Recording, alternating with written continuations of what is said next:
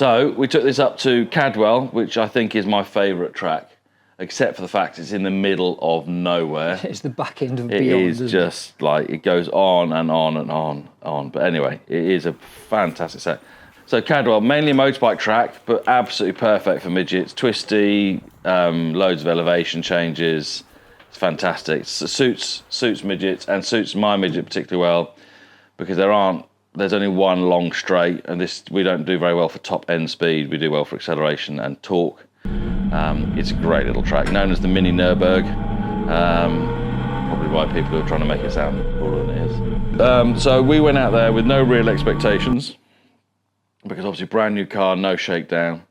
And I've got very little faith in Nick's abilities.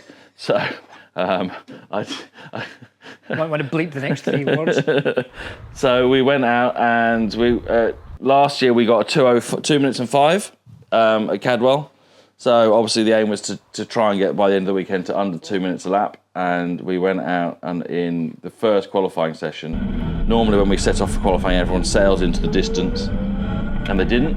And I stayed with them, which was really nice. And we got a 1 minute 59 in qualifying, which when I was still learning the car felt really, really, really good. Which she didn't overheat. She didn't go above 80 degrees. So that cooling system was working, which was fantastic. And we did start to lose brakes, which got a little bit scary down the back of, is it Park Straight? So that was, not ideal, losing brakes at the fastest part of the track, which I didn't know if it was like overheating brake failure or what, but anyway, that became a bigger problem.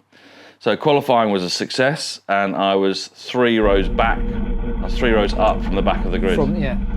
So I wasn't in my usual place on the last row of the grid. I was 3 rows up, which then suddenly felt very scary, because Cadwell's only about 3 cars wide, and I was only about 10 feet from the car in front of me. So that was a bit of a learning curve. And we knew that we probably didn't have the acceleration off the line that the others do, just because of gearing.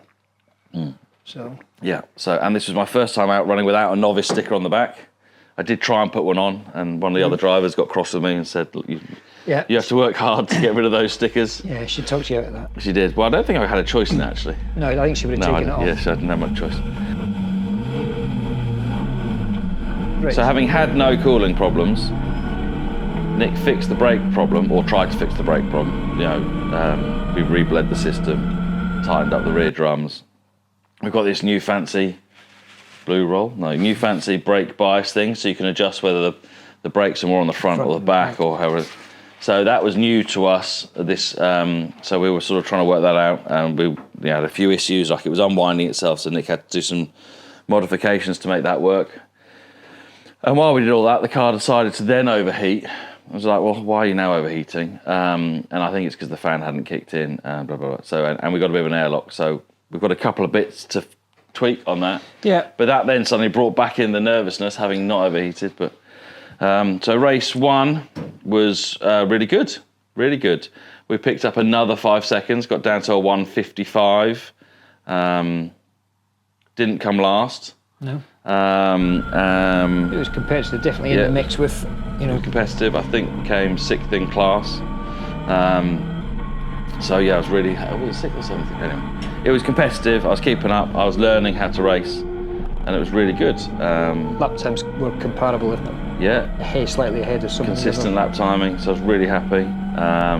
But again, lost brakes, so it was really tough, because I was having to brake on that long straight about 100 metres earlier, and then I lost all confidence braking into the mountain, which is quite a scary little stretch, but also my favourite part of the track. So that was a shame. But then race 2, we picked up more time, got down to a 1:53, so I absolutely smashed our goals for the weekend. That was your last lap of the race. From Nick's point of view, the car held together beautifully, which is, pretty surprising considering the time frame involved and the lack of testing. So we sailed through scrutineering on Saturday morning as well, which was reassuring. Well, I didn't, because I hadn't arrived at that point. No. I like to turn up when Nick's done all the work, set everything up. It's like a princess, really. Yeah. Nothing wrong with being a princess. So scrutineering was all done. So that was good. And we had a very good race 2. Again, brake problems, but no overheating. She didn't go above 80, which was like the nicest feeling. I'm normally, every time I'm racing, I'm watching my gauges for oil pressure and temperature. And she's always dancing around 100, like going up to 110, which obviously she shouldn't be. But it didn't overheat. It was nice, stable temperature. And afterwards, we didn't get heat sink. She stayed stable temperature. It was really, really, really nice. Picked up time, really happy. Brakes was the only real problems coming out of it. So it was a really successful... Battery life on the camera. Oh yeah, the camera. We managed to successfully not record most of what we did, which was annoying because we actually had proper wheel-to-wheel racing, including doing some quick and evasive manoeuvre of going around someone who missed their gear going up the mountain, and I ended up all 4 wheels on the grass. I'm sure it would look really cool. It was a real high, and I can't think about anything other than motor racing at the moment. The car is so much lighter, so we got it weighed in after a race, because when part firme you get weighed in, and even with 25 litres of fuel still in it, it was weighing in at 744 kilos, and we're allowed to be down to 700, so the aim now before setting is to reduce that. We are going to do a couple of tweaks to the cooling. Nick's doing something here, which does something here, which will stop it airlocking, apparently. He's talked to somebody who knows what they're talking about, rather than guessing himself. But let's hope. It'd be really nice to finally put the cooling to bed, really. Yeah. So we've got a list of little jobs to do, basically stuff that's come to light after the shakedown. Yeah. Well, what Cadwell turned into a shakedown meeting as well, didn't it? So yeah, it was a full race weekend. It's not meant to be shakedown.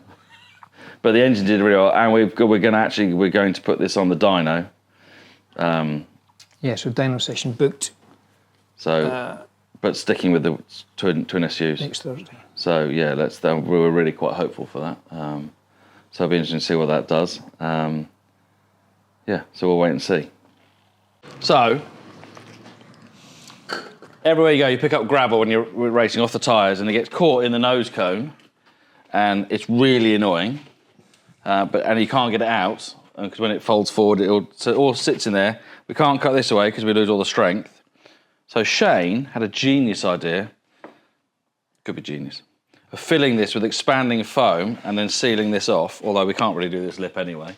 So it's all going to fill in there anyway. But anyway, these corner bits. That's the worst bit because it sits in that. Sits in there. Fill it with expanding foam, smooth it off, and then the gravel will just fall out naturally. So we're going to try and do this. So this is either going to be...